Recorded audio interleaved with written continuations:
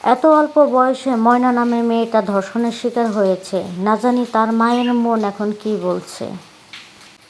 মেয়েটা দুপুরবেলায় বের হয়েছিল খেলাধুলা করতে।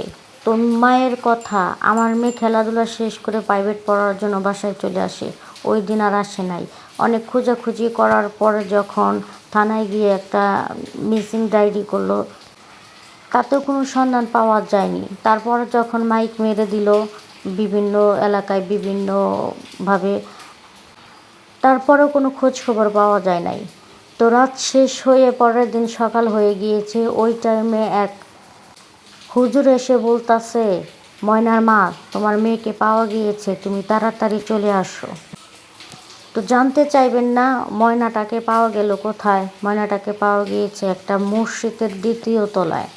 তো ওই হুজুরটা কী জন্য গিয়েছিল জানি না, ওইখানে গিয়ে দেখেছে যে ময়না উলঙ্গা অবস্থায় পড়ে আছে, তার শরীরে একটা সুতোও নেই। তো সাথে সাথে জানাইলে ময়নার মা সাথে সাথেই যায়, সাথে সাথে গিয়ে দেখে যে সত্যি তার মেয়ের হাত পা বাঁধা এবং উলঙ্গ অবস্থায় পড়ে আছে। সাথে সাথে তারা পুলিশে ফোন দেয়। পুলিশে চলে আসলে তারপরে ময়না তদন্ত করার জন্য লাশটা নিয়ে যায়। এখন কথা হচ্ছে, এইখানে দোষটা কার? ওই শিশুটার নাকি যে ছেলেগুলো ওকে ধর্ষণ করেছে ওই ছেলেগুলোর? আমাদের সমাজে কিছু কিছু পুরুষ আছে, তারা সব সময় বলে মেয়েদের কারণে নাকি ছেলে জীবন নষ্ট হয়, মেয়েদের কারণে নাকি মানুষ নষ্ট হয়, মেয়েদের পোশাক ঠিক থাকে না, মেয়েদের ওড়না ঠিক থাকে না, মেয়েরা ঠিকমতো ওড়না পরতে পারে না, এই না সেই না, অমুক না তমুক না।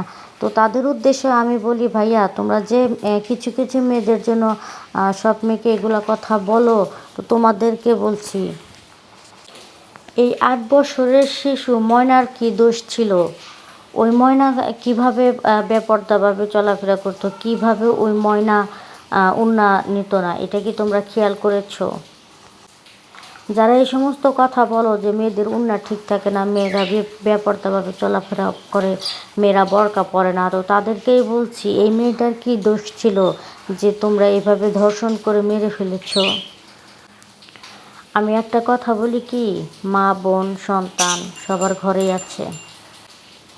তাই অন্যের সন্তানকে নিজের মা বোনের চোখে দেখেন, নিজের সন্তানের চোখে দেখেন, তাহলে দেখবেন পরিবেশ জগৎ এবং সবটাই সুন্দর হয়েছে। তো বন্ধুরা, আমার কথার সাথে কারো জীবনের সাথে মিলে গেলে আমি মাপ চাচ্ছি, কারণ আমি কাউকে উদ্দেশ্য করে বলি নাই, যেটা সত্যি সেটাই বলছি। আমার নিজের কানে আমি শুনেছি, আমার নিজের চোখে আমি দেখেছি। অনেক ছেলে মানুষ আছে এগুলো কথা বলে, মেয়েদের নাকি বোরকা পরে না, মেয়েদের কাপড় ঠিক নাই, মেয়েদের বোরকা ঠিক নাই, মানে নানান ইত্যাদি কথাগুলো আমি শুনেছি। তো তাদের উদ্দেশ্য করে এই কথাগুলো আমার বলা। আমাদের সমাজটা এমনভাবে নষ্ট হয়ে গিয়েছে যে এখন 8 বছরের শিশু, 4 বছরের শিশু, তারাও কারো কাছে নিরাপদ না। তারাও আজকে নিজের ঘরে নিরাপদ না, তারা নিজের স্কুলে নিরাপদ না, তারা মাদ্রাসায় নিরাপদ না, কোথাও নিরাপদ না। তাহলে নিরাপদটা থাকবে কোথায়? যাই হোক গাইস, আমার রান্নার ভিডিও আপনাদের কাছে কেমন লাগে অবশ্যই কমেন্ট করে জানাবেন। আর পারলে আমার ভিডিওটা শেয়ার করবেন। আমি বেশি বেশি ভিডিও আপলোড দিতে পারি না, কারণ সময়ের অভাব। রান্নার ভিডিও দিতে হলেও সময় লাগবে, তাই আর কি আমি দিতে পারি না।